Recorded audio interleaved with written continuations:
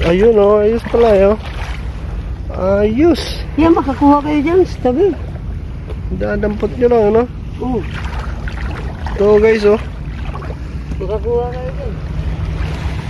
Tiyagaan lang talaga kuya, ano?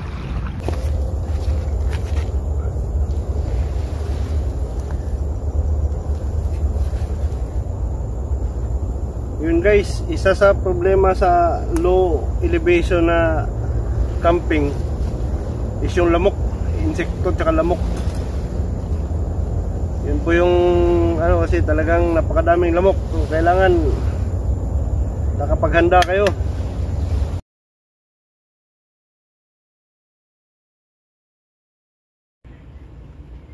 Guys, ito yung mga basic na mga cooking gadgets na meron tayo kapag nasa campsite tayo, you know? Meron tayong mga stove. Yan po yung common. And then meron din tayo mga maliliit lang. So pwede rin yan. Yan, i-click mo mga kap. So yan po yung mga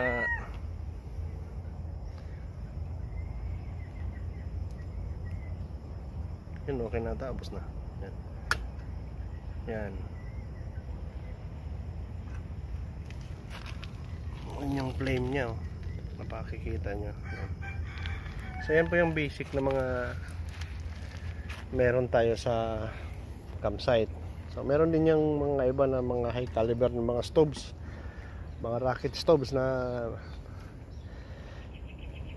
may mahal nga lang. So kailangan nating mag-invest nun. But ang ating objective ngayon is tuturuan din natin kayo paano gumamit ng ibang pamamaraan. Paano pag naubusan ka ng butane. So ito yung mga butane, yung mga kasama. Yan siya, nauubos din yan kasi. Kaya paano ngayon, paano ka magluto. So ito gagawin natin, babahagi natin yung mga pamamaraan paano magluto dito sa campsite na without using stove. So ang atin dito is just to how to build a fire. Considering kasi guys na basa yung ground kasi umulan nga kagabi. So ang una nating gagawin is maghanap din ng mga tinder. So yan po yung pwede natin magamit. Yung mga dry leaves. Yan, kasi yan ang mas mabilis mag-ano maningas, no? So yan po yung kukunin natin.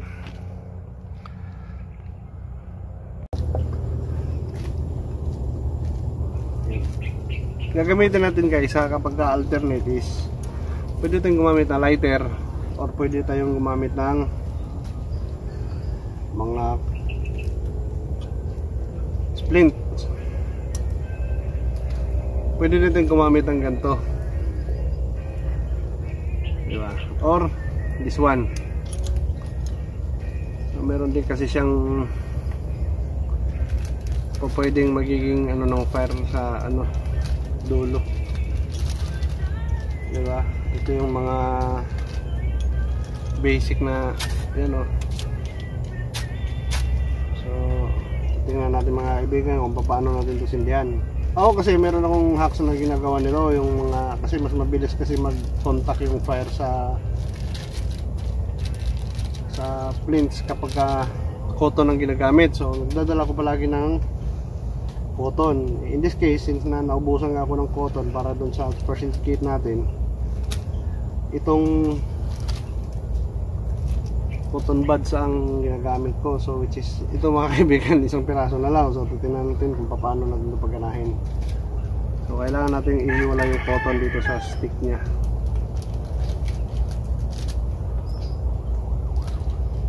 Guys, ito kakunti lang. Ilalagay natin siya sa mga tenders natin na nakukita. So dagdagan natin siya.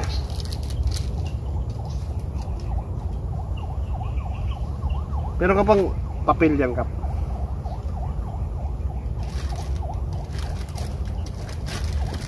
hindi, nandun pala sa loob.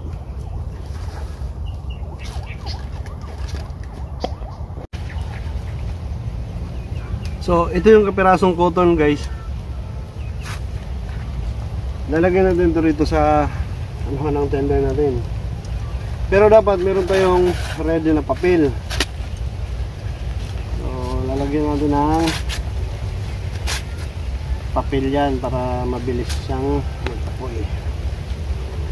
And then, mag-ready tayo mga dried stick. Ito kagabi, ito yung ginagamit kong pampangusok. So, i-ready na lang natin. Or dito na lang tayo mismo para mas mabilis. So, ilagyan natin dyan yung cotton. Napakakunti na itong cotton. Sana mabuhay natin ito. Mahirap kasi kapag hindi cotton. Matagal. Hindi naman imposible. Matagal lang. Kaya kaskasin mo ng kaskasin. So, itong splints ito gagamitin natin kasi ito kahit nababasa okay lang eh. Pag lighter na basa wala na.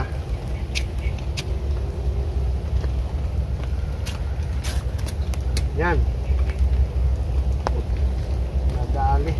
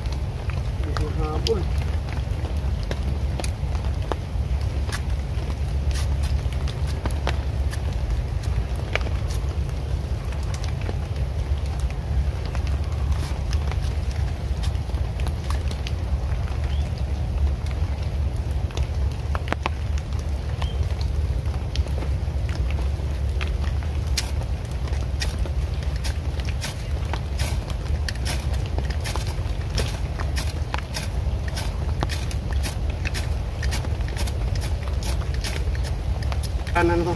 Ayun, okay na.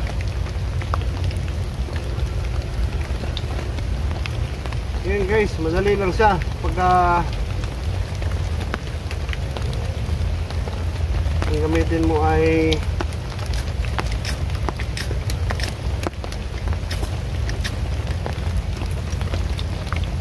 bulak. So, lalayin mo lang ng okay.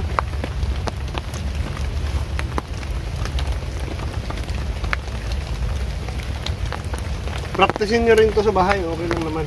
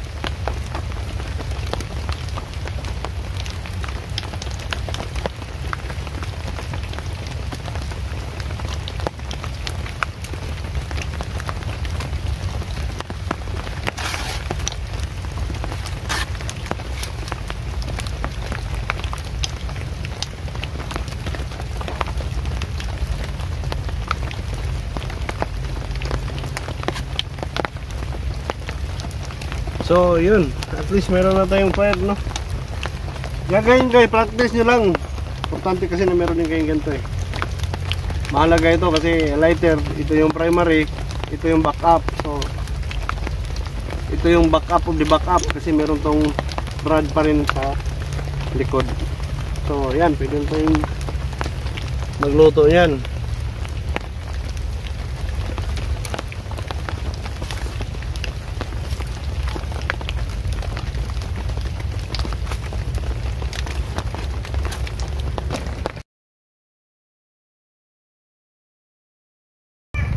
Guys, i-share ko lang pala paano gamitin tong live straw.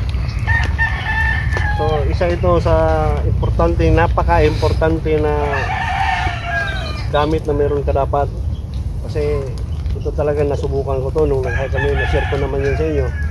Yung nag-hike kami sa Dasimula, Mubridge, kapag in the desperate times na wala kang tubig, anything na it could be surface water, rainwater, pwede siyang magamit. So ang unang ginagawa nito mga kasama is ibabad mo muna to sa tubig. Ito kasi tubig to para lalambot yung kanyang filter sa loob. Kasi siyempre matagal-tagal ko nang hindi nagamit ito ulit eh. So try mo siyang sip-sip na. Tigas pa. Kasi matigas mo siyang sip-sipin kapag hindi pa lumambot yung kanyang fiber sa loob.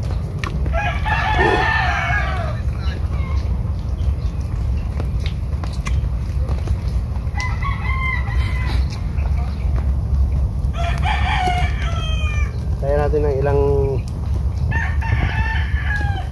mga 1 minuto, 2 minuto. Wala lang, hindi naman tayo nagmamadali.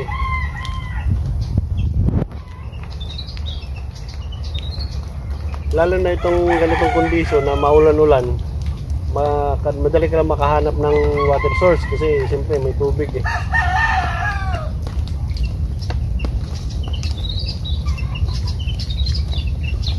Yun, malambot na mga kasama. So initially nakapag-extract na tayo ng tubig. Yun. So inom na tayo ng tubig. So guys, i-share ko sa inyo, meron kasing tubig dito. So ito yung gagawin natin. Pakita mo Kap, dito yung tubig. So kasi yung tubig na kukolek natin coming from sa rainwater. So ito yung try natin. Yun, di ba guys?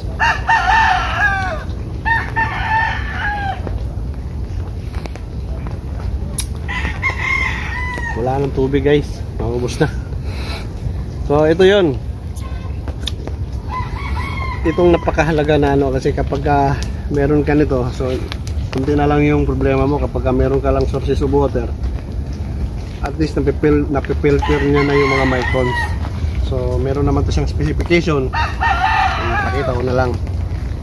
So para malak mo to, itik mo muna, and then i-blow mo lang.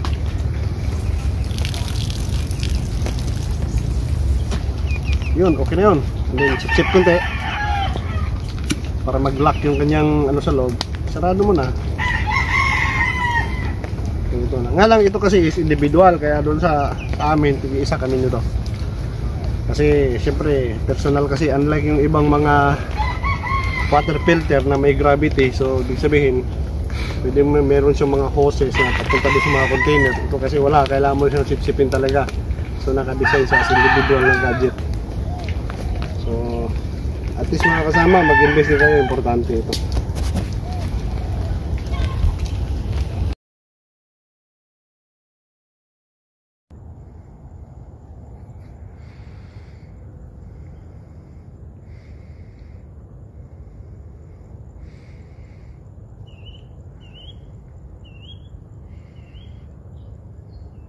So guys, yan, ito po yung mga choices ng ating shelter system. So pwede kasing meron kang tent, tsaka meron kang hammock.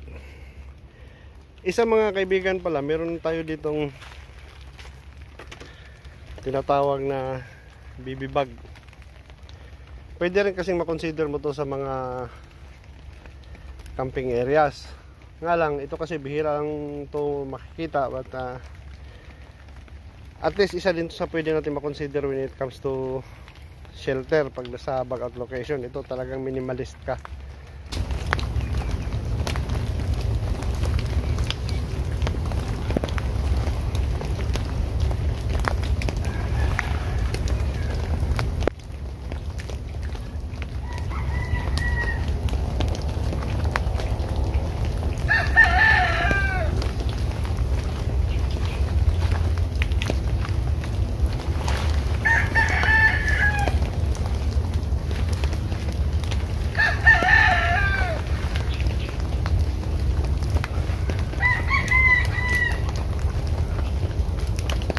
So guys, ito isa to sa pwede natin makonsider na shelter system, which is kung solo-solo ka lang, pwede rin naman mo ito makonsider kasi low profile lang talaga yung impact sa camping area. So yun, meron ka lang ground sheet at meron ka nito, nakakaraos ka na. Ito ang advantage nito, magaan lang, mabilis lang din siya i-deploy. Lang yung gamit mo, kung meron kang mga bag, eh, nasa labas lang talaga kasi hindi lang yung espasyo mo sa loob eh. At the same time, sa bagong gabi, pagka nandito ka kasi sa Pilipinas, talagang mainit ito. So kailangan, literal lang talaga, dadapa ka lang. Ito lang yung meron itong ano na to.